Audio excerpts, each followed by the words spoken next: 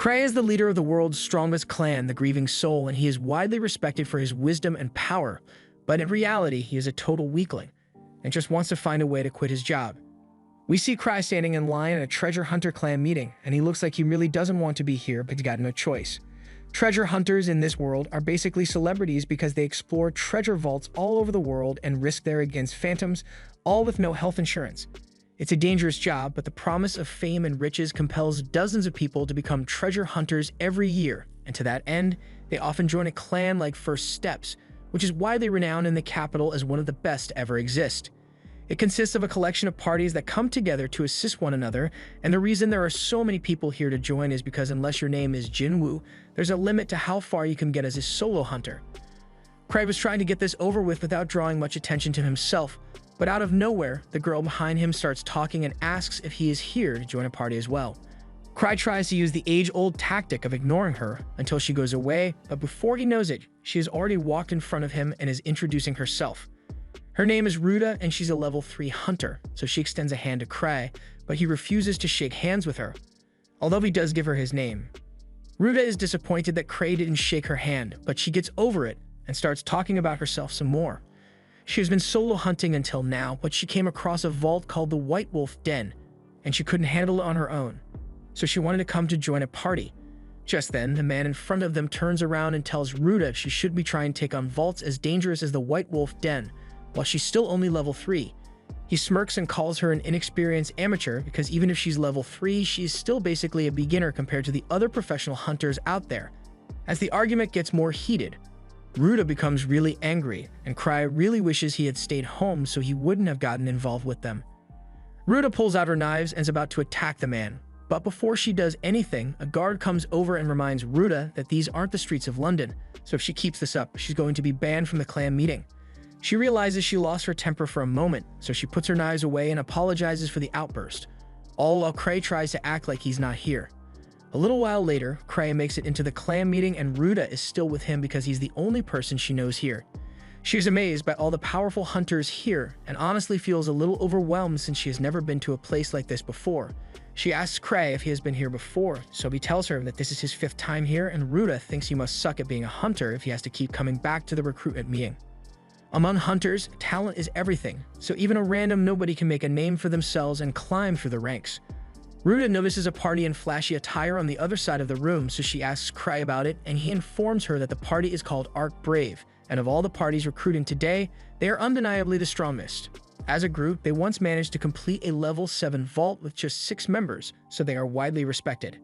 And if you get scouted by their leader, Arc Roden, you're pretty much guaranteed to have a good hunter career, although he is pretty picky with his selection criteria. Ruta is intrigued to learn more, so she asks about the empty desk over in the corner of the room, but before Cray can say anything, the guy from before comes over and tells her he will explain everything.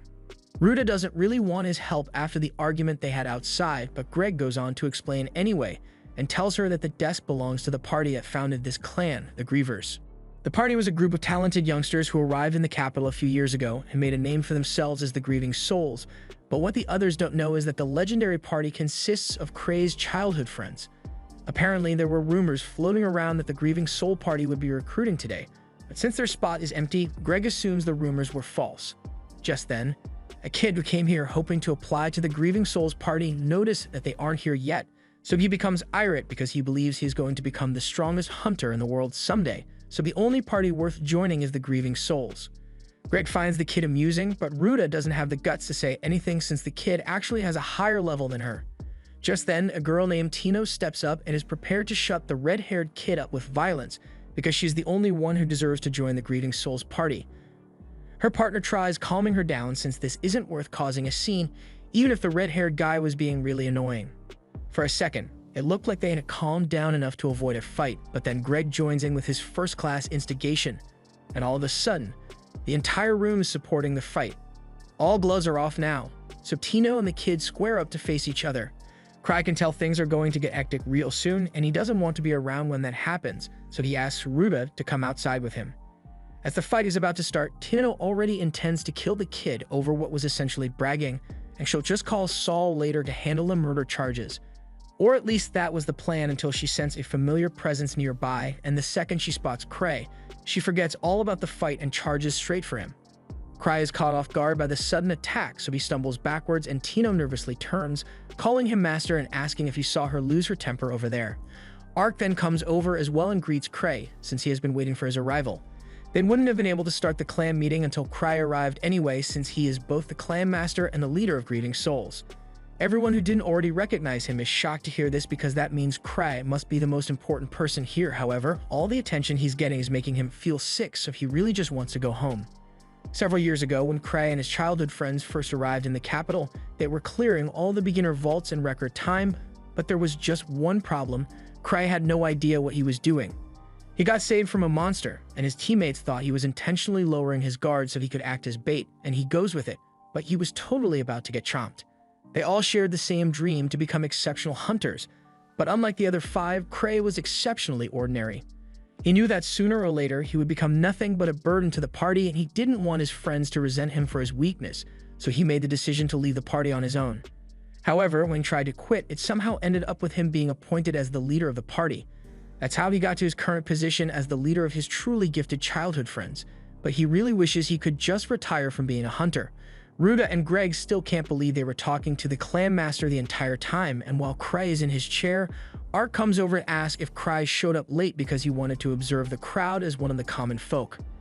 Cray denies this and says he just overslept, but Ark isn't listening and firmly believes that Cray showed up late on purpose. For some reason, no matter how much Cray tries to explain himself, people always misunderstand him in a way that makes him look better than he actually is. Tino doesn't like how close Ark is with Cray, so she wants to have him kicked out of the clan, but Cray isn't going to do that. Tino is a level 4 hunter who also happens to be an apprentice to one of Kay's childhood friends, Liz, so she hangs around him a lot. Ark asks Cray if he has any good candidates in mind for recruitment, but there honestly isn't a need to add any new members to the clan right now. Although since Ark almost never actually recruits new members, Cray takes the opportunity and asks if Ark will seriously consider any recommendations he makes.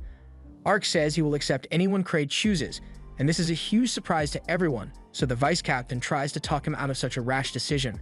However, Ark cuts her off and says anyone Cray chooses will be worthy of joining his party. Tino begins blushing because she thinks Ark is thinking about recommending her, but she also doesn't like Ark, so she's a bit conflicted about whether to accept or not. All of a sudden, the kid from earlier, whose name is Gilbert, by the way, comes out to the front of the crowd, and he is totally ready to beg if that's what it takes to be accepted by Cray. Cray tries thinking about whether Gilbert would be a good choice or not, but he quickly gives up because he is a terrible judge of character. He has no idea how to tell if someone will become strong in the future, so he decides to leave it up to pure luck.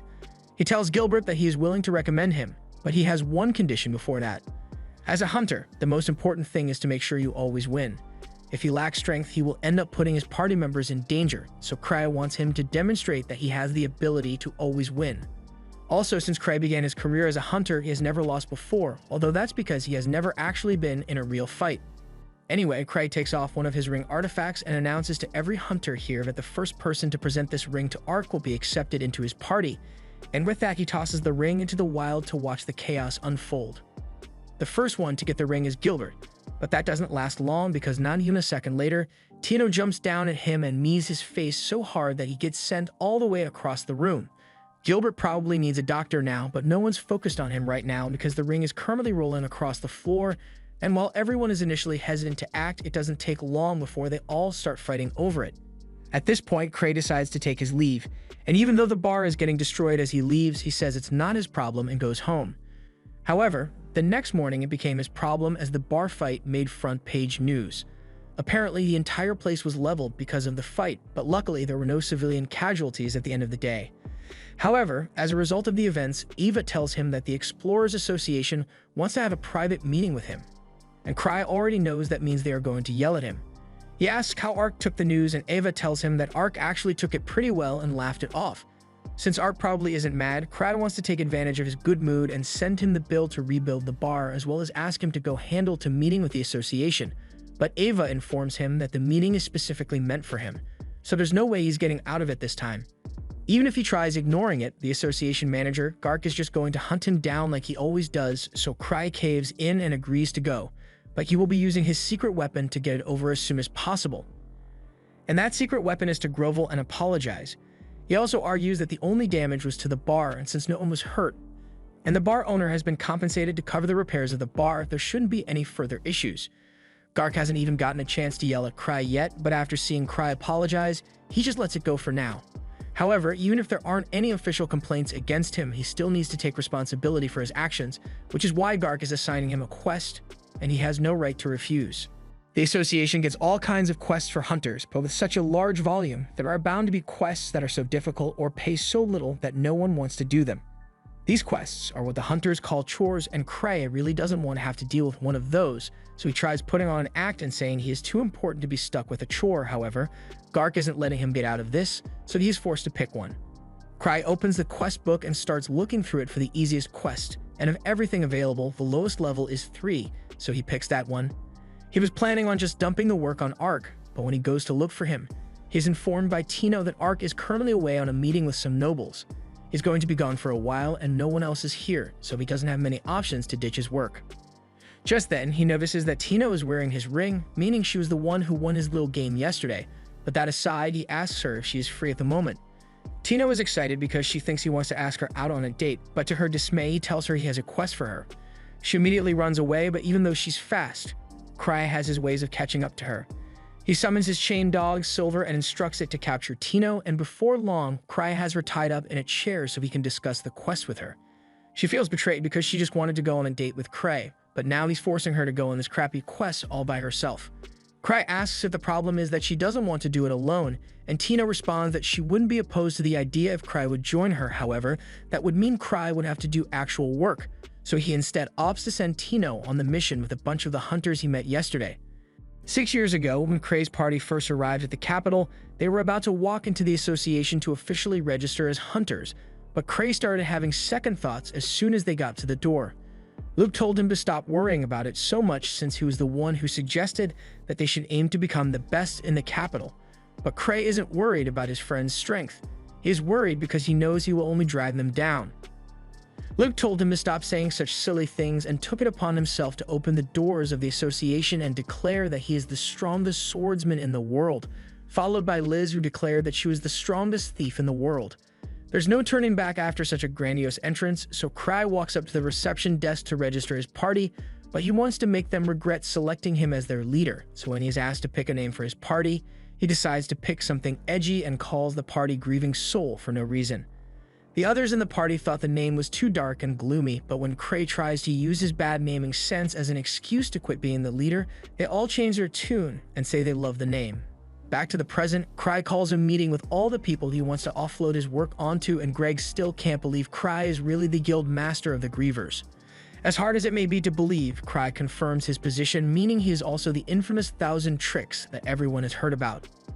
In the association, when a hunter achieves a certain level of accomplishment and prestige, they are given special names and basically become celebrities.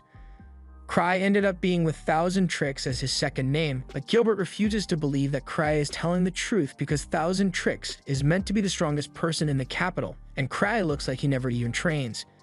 Tino immediately begins defending Cry and says Gilbert is the one who is too weak to comprehend Cray's power, although Cry has no idea what power she's talking about because he is only called the strongest thanks to his friends constantly giving him undue praise. That aside, Cry asks if Gilbert and the others want to accept the job, but Gilbert refuses to accept a request from Cray because he still doesn't believe that Cray is the strongest in the city. Greg tries to stop Gilbert from talking because who knows what could happen if the strongest person in the capital gets angry, but Gilbert doesn't care and shoves his fingers up Greg's nose. Since Gilbert seems like he doesn't want to take part, Cry simply gives up on trying to convince him and moves on to Greg. Greg is more than happy to accept Cray's request, so the only one left is Ruda. Since the quest is going to be in a wolf den, Cray thought this would be perfect for her since she was already trying to clear it. Ruda isn't exactly thrilled with her teammate selection, but she says she will go along with it. Cry is pleased to hear that, so he tells Tino that if she needs more help, she can ask someone else from the clan to go with her. Tino pleads with Cry to join the team as well, but he immediately refuses. Now that he has settled the matter of Tino's party, Cry turns around to leave, but Gilbert doesn't like the fact that Cry is ignoring him, so he decides to challenge Cry to a duel, and if he loses, he will join the team. Cry hates it when people challenge him, so he comes up with a simple solution and agrees to the duel, but under the condition that Tino will fight in his place. Tino is fine with the arrangement because she is majorly pissed at Gilbert for daring to insult and question her master, but she also uses the opportunity to show Cry just how flexible she can be with superb camera angles. Gilbert may have gotten his face caved in by Tino yesterday, but he says he was just caught off guard and that he won't be losing to her a second time. And once he has beaten Tino, he will come for Cry next. Cry is starting to get annoyed and has no intention of fighting for any reason today, but since Gilbert seems so confident, Cry informs him that Tino is level 4 just like him. Tino adds to this by saying there's no way she could ever lose to someone like him, and to assert her dominance, she drops her weapons on the ground. Ruda and Greg are starting to get worried because even if Tino is stronger, fighting without weapons would put her at a serious disadvantage. Under normal circumstances, Tino would win this fight because even though both of them are on the same level, Tino gained all her levels on solo missions, and she has a lot of experience fighting humans, so she should be able to win even without her weapon. But Gilbert possessed the Purgatorial Flame Sword, and that is enough of a wild card to tip the scales in his favor if he uses it right. Or it would have been if he hadn't thrown his sword down and decided to fight barehanded as well. That was without a doubt a dumb move, but Gilbert refuses to be looked down on, so he wants to fight on equal terms as Tino. Tino now knows for sure that she can win, so she says she wants to go get ice cream with Cry after she has beaten Gilbert up, and as the match starts, she charges in and strikes at Gilbert's face. He manages to dodge the first strike, but he still gets hit with a kick to the face that sends him flying just like last time. It looks like the fight is already over, but to his credit, Gilbert gets back up and charges back in to continue fighting.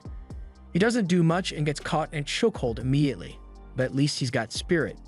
Though he had to strain himself to do so, Gilbert is eventually able to break free from Tino's hold. However, he immediately gets knocked to the ground by a chop to the back of the head. He's definitely not getting back up this time, so Tino begins celebrating and thanks Cray for helping her become so strong, although Cray never actually did anything to train her. Greg and Ruda are left in utter disbelief at the fact that Tino is so strong and Gilbert can't face the reality that there's someone stronger than him. Ever since the day he first picked up a sword, Gilbert knew that he was destined to become a hunter. As he trained, he found himself surpassing the skill levels of professional swordsmen with ease, and when he finally became old enough to register as a hunter, he came to the capital and formed a small party to begin clearing vaults. Up till now, he had never tasted defeat, but even though she doesn't like him, Tino can appreciate that Gilbert is a strong swordsman, so she encourages him to pick up his sword if he wants to keep fighting. Gilbert refuses because of his pride, and Tino is disappointed because foolish pride like that will only end up getting you killed. As much as Gilbert hates to admit, Tino is right, and if this had been a real fight, he would have been killed several times over by now. He has to face the reality that he isn't as strong as he thought he was, but just then, Cry calls over to him and guesses that Gilbert must have quit his former party because of a difference in strength. Gilbert is shocked because Cry is totally right, and Cry explains that a similar issue arose in his party, although he didn't leave because of it even if he may have wanted to. Gilbert misunderstands this to mean that Cry greatly outclasses all of his teammates in Grieving Soul, the strongest party in the capital, and that gives him a whole new perspective on what it means to be the strongest. Cry then notices Gilbert's sword and gives it a light tap to see what it can do. Flames begin pouring out of it at Cray's command, and Gilbert is astonished because in all the time he has possessed the sword, he has never managed to draw out flames as large as Cray, much less control it to this extent. And Cray didn't even have to grab the sword by the handle to do it. In this world, mana material is a coarse substance, and while it is everywhere, it can't be seen with the naked eye. However, within treasure vaults, mana material is condensed into all sorts of physical forms, although there is still a lot about it that isn't understood.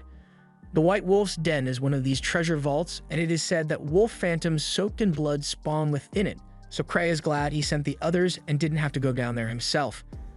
Ava asks him if he's sure it was a good idea to send inexperienced hunters into the wolf's den, but he believes it should be fine since the den is only level 3, and the 4 of them are pretty skilled. Also, he wants to thank Ava for the information she gave him on Gilbert because it was really funny to see his reaction when Cry randomly guessed a bunch of stuff about his past. She's glad she could be of service, but she also heard about the way Cry used Gilbert's relic so effortlessly, and she wants to know how he did it. Cry explains that the relic was a straightforward one, the kind Cray is able to control immediately. Even Gilbert, as inexperienced as he is, was able to use it without much training, so Cray doesn't think what he did was all that impressive. Still, there's nothing Cray loves more than collecting relics, so he is seriously considering asking Gilbert to sell him the sword, But Ava immediately shuts that down because Cry keeps spending a ton of his budget on relic collecting. His collection is already massive, so she doesn't understand why he would even want another one in the first place. Cry explains that each relic is unique in its own way, so even if he has over 20 relic rings alone, he could always use more. Ava realizes she isn't getting through to him, but even if he does have a considerable income, she can't have him blowing it all on relics. All the profits of the Grieving Soul Party are split evenly among members regardless of contributions, so despite the fact that Cray barely ever does anything, he still gets a fat paycheck at the end of the month. Cry doesn't want to give up his relic collecting though, so when he notices that one of his relics needs to be charged, he uses it as an excuse to leave the conversation. He goes to a member of the association and asks for a little help charging his relic up with magic, and they are happy to help since Cray is always doing so much for them. While Cray's relic is being charged, the guy tells Cray about a rogue phantom that appeared on the road up north and destroyed a caravan. There were 3 level 3 hunters guarding the caravan, so the phantom must be a strong one, and the Third Order Knights are now recruiting for an extermination party. The reports say the phantom was a wolf, and the location isn't far from the White Wolf Den, so it must have come from there. There was probably a mass spawning of wolves, so that must mean the den is absolutely crawling with enemies as they speak, and anyone unlucky enough to be down there is going to have a bad time. Cry tries to dissuade his worries and thinks to himself that Tino's party is probably fine, but then the people he is sitting with start talking about how the monsters in the White Wolf Den have been growing a lot stronger recently, so the association has been thinking of raising the threat level on it. In fact, a level 5 Lancer's party ended up going missing in that vault, so there's no way anyone less than level 5 could handle it. Cry is definitely worried now and decides to take a look at the quest he received earlier, only now realizing that he was supposed to rescue said level 5 Lancer and his party. He really should have read the details of the quest before sending Tino and the others down there, but it's too late to call them back now. The others at the table see Cry acting strange, so they ask him if something is wrong, and he tells them he actually sent Tino down into the White Wolf Den. The two are horrified that Cray sent Tino, who was only level 4, down into a vault that a level 5 party couldn't beat. They assume must have known how dangerous it was and sent her down there as part of her training, because what kind of irresponsible teacher would send his student on a deadly mission like this without researching it first? Cry suddenly gets up and says there's something urgent he needs to attend to. Once he gets into the halls, he starts having a panic attack and tries to rationalize it, saying Tino is quite skilled, so she may be able to handle this, and Gilbert is almost equal in strength to her as long as he is using his flame sword. However, Cry remembers that he used up all the power in the sword back when he was doing his demonstration, so if Gilbert didn't recharge it afterwards, that sword is basically useless. While Tino and the others are approaching the White Wolf Den, they begin to sense a dangerous aura even though they haven't gotten to the den yet. Tino was expecting something like this to happen since Cray was the one who sent her out on this mission, which is why she wrote a will in case she ends up dying. Although she is sure that she won't die because this has all been perfectly calculated by Cray. She believes the fact that Cray chose them to join her on this mission must have also been carefully deliberated, but Greg doesn't think that's possible since Cray only met them yesterday. Gilbert agrees that it's improbable, but he wouldn't put it past Cray to be able to do research on all of them before they had even met. In fact, the whole incident at the pub was probably part of his plan as well, so while this mission may be way above their league, Tino is sure Cray wouldn't randomly send them on a mission they have no hope of surviving. Unfortunately, that's exactly what Cray did, and he's freaking out over it. He decides to go and rescue them himself, so he goes into his hidden room and starts grabbing all the relics he can carry. As he is leaving, Ava spots him and she too assumes Cray intentionally sent Tino on that dangerous mission just to test her. And while he obliviously planned it so she wouldn't be in danger of dying, he must still be slightly worried, so he is going to check up on them. She even notices that Cray is carrying Shitori's slime relic, which is technically against Imperial law to possess, but he doesn't know what he's going to be facing, so he wants to be prepared. He heads out onto the balcony and equips a wingsuit relic, so he can get to the White Wolf Den as quickly as possible. And as he leaves, Ava hopes he can make it back alright, because the last person who used that wingsuit died after crashing headfirst into a wall. This was the end of episode 2. Subscribe to not miss the next part.